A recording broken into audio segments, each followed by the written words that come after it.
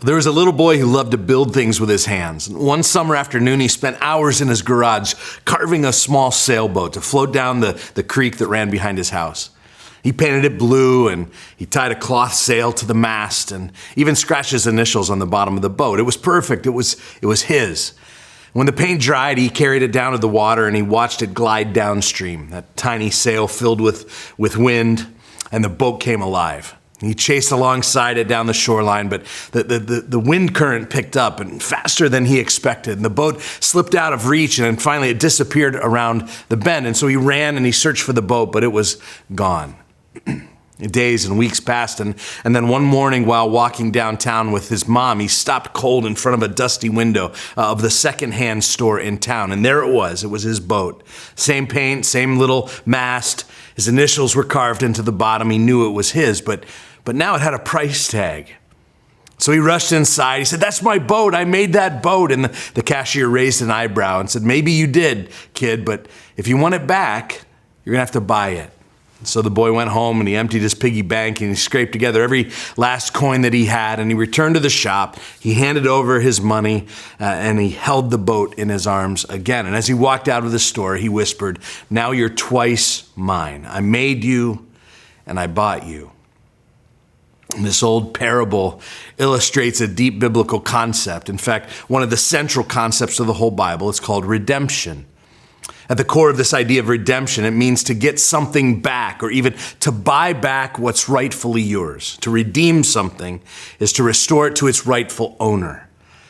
So at the beginning of the Bible, in Genesis, we see God as the giver of life to mankind. But the moment that humans choose to go their own way and listen to the voice of the deceiver, that they're exiled from the Garden of Eden and exiled from the realm of abundant life and into the land of sin and death. And in that sense, the human life that belonged to God had gone out of God's possession, not ultimately, but in the sense that the ideal that God intended his living creatures for, they had left that way, and it had gone awry because of the influence of the deceiver and the desire of the humans. And so humanity essentially belongs to another in this world. In Paul's language, we belong to sin and death. They are under the possession of another. However, death doesn't have the final rights over humans because God intended humans for life.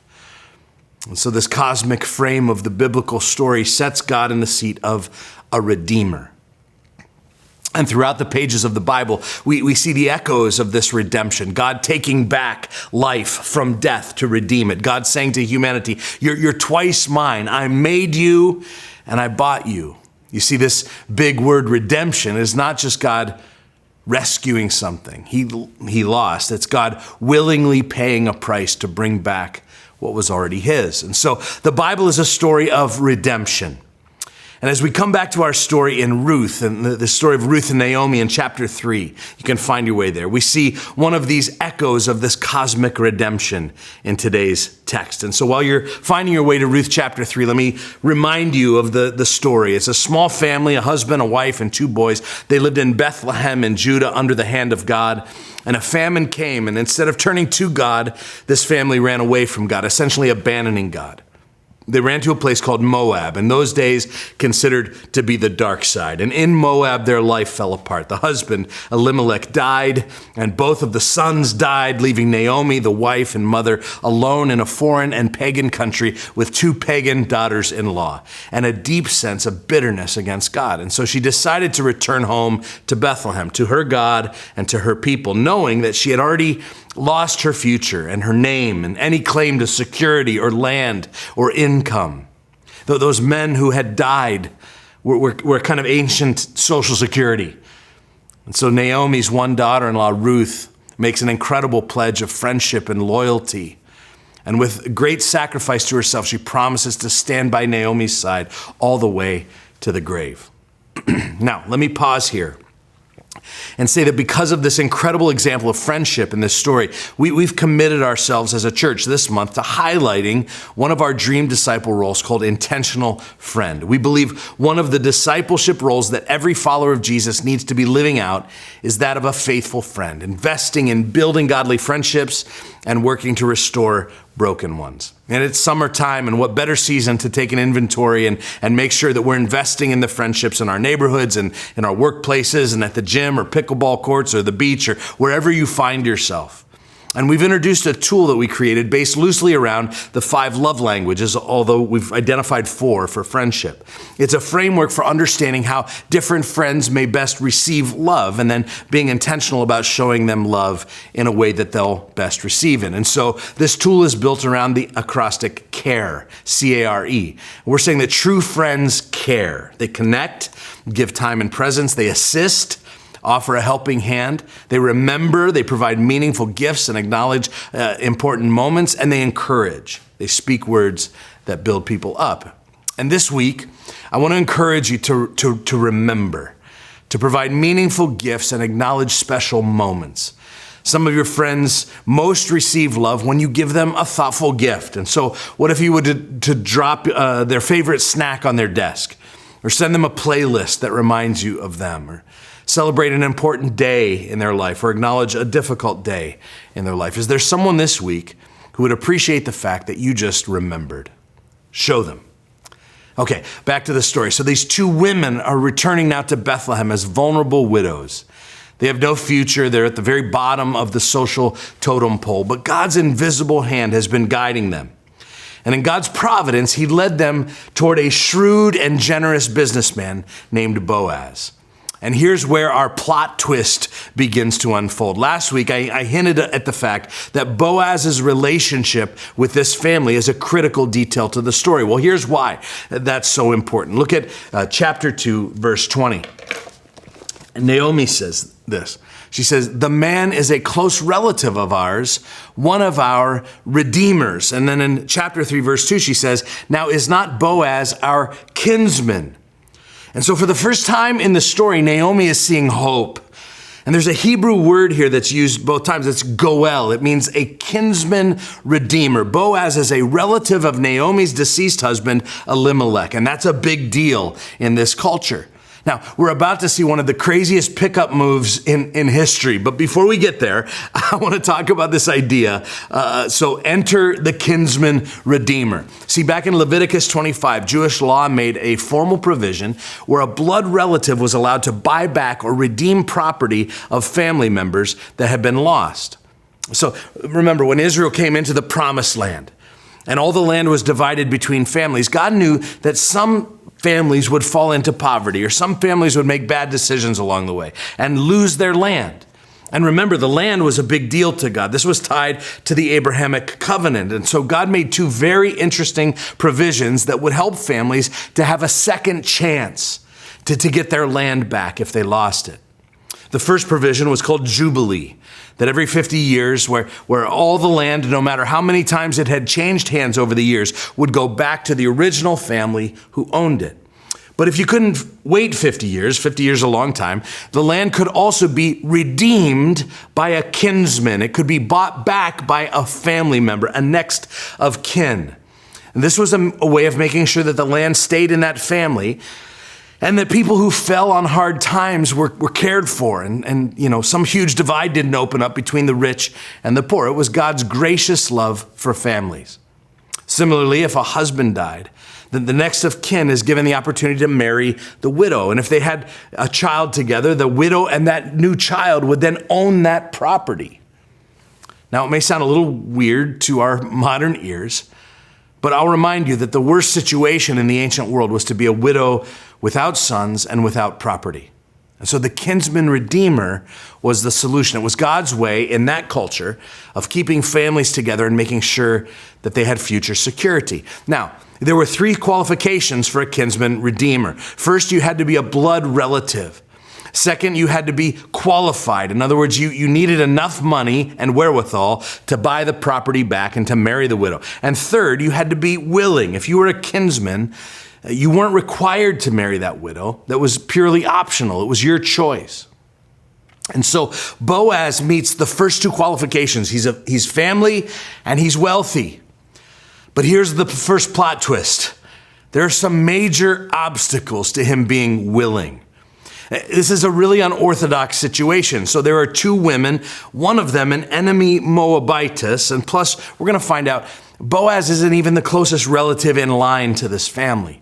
But maybe the biggest obstacle, we're not sure Boaz is interested at all. After weeks of Ruth working in his fields and after his initial kindness, Boaz has really done absolutely nothing. There's no follow-up, no second date, no flowers, no text messages, no sharing his snap. The man has no game whatsoever. But once Ruth and Naomi have put together that Boaz is a kinsman redeemer for them, they go on offense, these two women. Look back at verse 2. Naomi starts to scheme with Ruth. Look what she says. She says, "Behold, Boaz winnows barley at the threshing floor tonight. Wash yourself, therefore, and anoint yourself, and put on your best clothes, and go down to the threshing floor. But do not make yourself known to the man until he is finished eating and drinking. It shall be when he lies down, what you will notice, that the place where he lies, and you shall go and uncover his feet and lie down. And then he will tell you what you shall do." Ruth said to her, "All that you say I will do." And so she went down to the threshing floor, and she did according to all that her mother-in-law had commanded her. Now, you know why we rarely teach this in junior high youth group. Okay, this is getting a little weird. What in the world's going on here? You're like, Naomi's like a dirty old bird.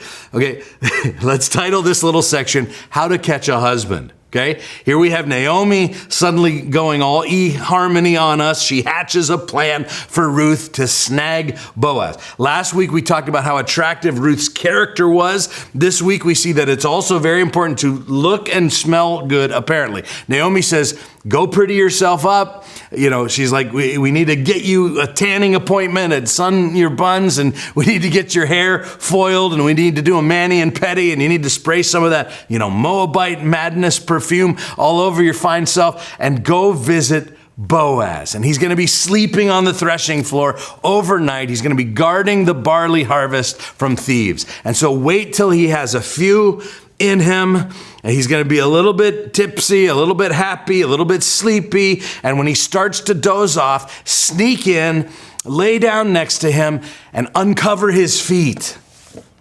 And our minds say, oh no, this is about to get dirty.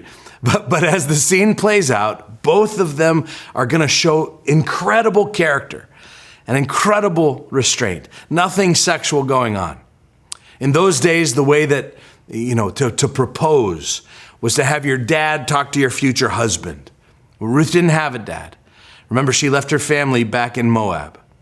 And so I want you to look at verse 8, and we'll title this little section, "What Happens on the Threshing Floor Stays on the Threshing Floor." Look at verse 7. "When Boaz had eaten and drunk, and his heart was merry, he went to lie down at the end of the heap of grain. And she came secretly and uncovered his feet and lay down. And it happened in the middle of the night that the man was startled, you don't say. And he bent forward, and behold, a woman was laying at his feet." Like, that'll do it. "And he said, 'Who are you?' And she answered, 'I am Ruth, your maid. And so spread your covering over your maid, for you are a close relative." Verse 10, "Then he said, 'May you be blessed of the Lord, my daughter. You have shown your last kindness to be better than the first, by not going after young men, whether poor or rich. Now, my daughter, do not fear. I will do for you whatever you ask. For all my people in the city know that you are a woman of excellence.'" All right, so Ruth does it. She sneaks in, and she uncovers Boaz's feet, and she lies down, and he's startled, and he wakes up, and she asks him to spread his covering or his cloak over her. In other words, if he likes it, he should put a ring on it. No, that's not what it is. Kind of. This is really incredible. See, earlier when Ruth was gleaning in his fields, Boaz references Ruth seeking refuge under the Lord's wings. And the word he uses there is the same word that's used here when she asks for his covering, under his wings. She's seeking refuge. She's asking, can you spread your protection over me? For you are, did you hear it? And here's the mic drop. You are one of our redeemers. In our text, it says you are a close relative, but the implication is you are a kinsman redeemer. And so in some ways, this is almost like a marriage proposal. Let's get hitched and let's have babies. But it's also much deeper than that. And so Boaz says, thank you, Jesus. But then look what he does. He promises her. He said, I would love to marry you, but I'm surprised you want to marry me. Why? He's older. Maybe not everything he used to be. But he has a job, and jobs are good. Let the record show jobs are good. But Ruth is just kind of crushing a bunch of cultural taboos. A woman asking a man, a Moabite asking a Hebrew, a younger person asking an older person, a servant asking a boss. She's just very bold, and she takes a great risk. But listen, both of them in this moment are acting with impeccable character. Boaz is interested, but extremely honorable. I mean, this scene could have gone a bunch of different directions depending on Boaz's moral compass. He's a little tipsy.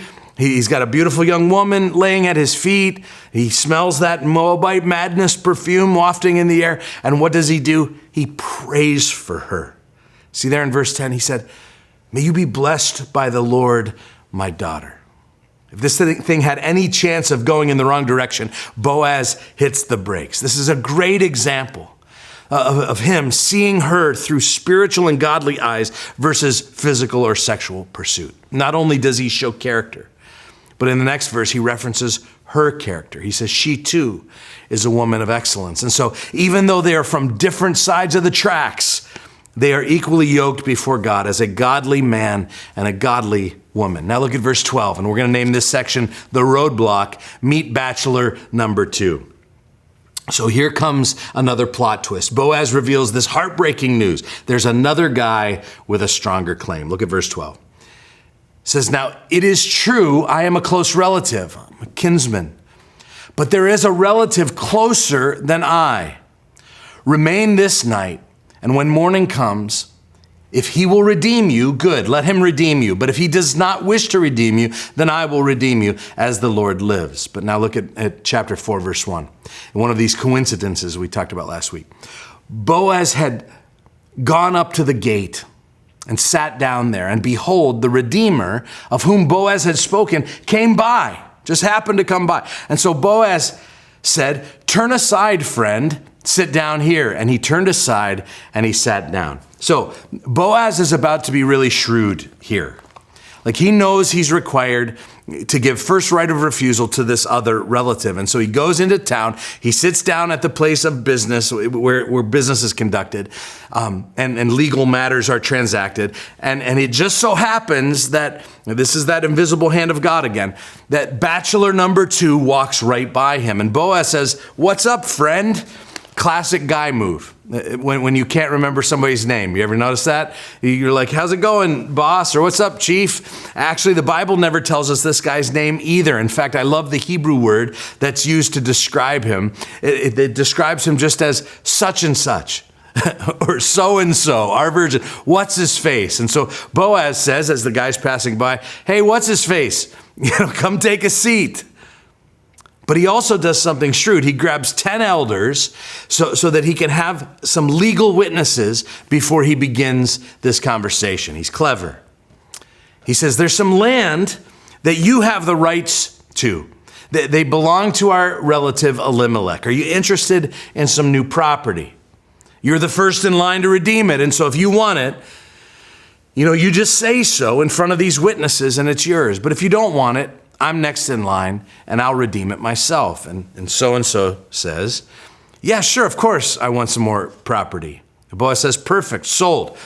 Oh, hey, one last thing before we ink the deal. You probably ought to know this. Look at verse 5. It says, the day you buy the field from the hand of Naomi, you also acquire Ruth, the Moabite, the widow of the dead, in order to perpetuate the name of the dead in his inheritance. So Moab's like, hey, did I mention that the land comes with a bitter old mother-in-law and an evil foreigner? I mean, imagine yourself some Sunday afternoon. You see a great place on Zillow. You decide to go to an open house and you walk in and you fall in love with the place. And at the end of your tour, the realtor looks at you and says, oh, there's one more thing. Like in the bedroom upstairs lives a bitter old woman. She comes with the house. You'd be like, we're good. That's the kind of bomb that Boaz drops here. Naomi comes with the property, and the one you have to marry and have babies with is previously married as a Moabite woman, and she's got some serious baggage. So what do you think? Still interested, so-and-so? And what's his face is like, whoa, whoa, whoa, whoa, whoa. Hey, yeah, I think I'm good with my current property setup. I mean, I'd be up for some additional acreage, but the additional women I can do without. Boaz says, okay, if you insist, I'll be the bigger man here. I'll take the property. I'll be the redeemer for these women. And so they complete the legal transaction right then and there. And Boaz guarantees that Naomi, who had returned to Bethlehem in absolute poverty, facing starvation and certain death, is granted all the rights and privileges and inheritances that come from the kinsman redeemer. Everything that's his now becomes hers. And remember, she did nothing to earn any of it. But suddenly she's the proud owner of these fields and houses and estates and this wealth because she and Ruth were redeemed by their Goel, their kinsman redeemer. Now, when we read the Bible, we usually read ourselves into one of the characters of another. And so as we've been going through this story, some of you have seen some of yourself in Ruth, scrappy and hardworking and taking initiative. Others you have strived to be more like Boaz, godly and honorable and kind and generous. May I suggest that the person in the story that most represents us is Naomi. And here's why. It's today's big idea. Like Naomi, we need a redeemer. See, we are Naomi. Instead of reading this story and trying to draw some moral lessons from it and to walk away saying, well, I just need to be a better person, or, I need to do this or that to reach my life goals. I think this chapter forces us to sit in the weight of this truth. We are Naomi. The book of Ruth isn't just an Old Testament story about being moral and doing the right things. It shouts to us across the pages of history as one of God's echoes of redemption, meant to remind us that you and I need a redeemer. We are the ones in the story who are poor and broken and utterly hopeless in our sin. We need redemption. And here's the ultimate plot twist. A true redeemer, an ultimate redeemer named Jesus Christ has come to rescue us. We are Naomi. And we have all walked away from God, abandoning him to seek a better life in Moab. We have all felt the consequences of that sin, even becoming bitter toward God. We have all found ourselves at times completely out of options, unsatisfied, in desperate circumstances, in what feels like a far off land. We are Naomi, facing our own death sentence. Some of you understand the emptiness of this life away from God, the guilt and the shame that piles up, the consequences that accumulate, the cheap thrills that promise to bring satisfaction but only leave you feeling emptier than the day before, the chasing after fame and fortune in your own strength that proves to be a meaningless pursuit. As the saying goes, Jesus didn't come to make bad people good. He came to make dead people alive. See, without a redeemer, we are dead in our trespasses and sins. We need a new life. We need a new start. We need a second chance. We need a redeemer. And Ruth chapter 3 points us to the amazing truth that Jesus is our true kinsman redeemer. Earlier, I mentioned that there were 3 qualifications for a kinsman redeemer. He needed to be a blood relative, a kin, needed to be qualified, wealthy, and needed to be willing to redeem. And so can we just marvel at Jesus for a moment? Because Jesus became our kin. He left heaven's throne and he became one of us. Paul says in Philippians 2 that even though Jesus was one with God, he did not count equality with God a thing to be grasped, but he emptied himself by taking the form of a servant, being born in the likeness of man. He became our kin. But second, Jesus was qualified to pay the price, not with silver and gold like Boaz, but Jesus paid the price with his own life, with his own blood. Peter described it this way. He said, you were ransomed, or there's that word redeemed, not with perishable things such as silver or gold, but with the precious blood of Christ. He has redeemed us with his own perfect life so that he became our kin.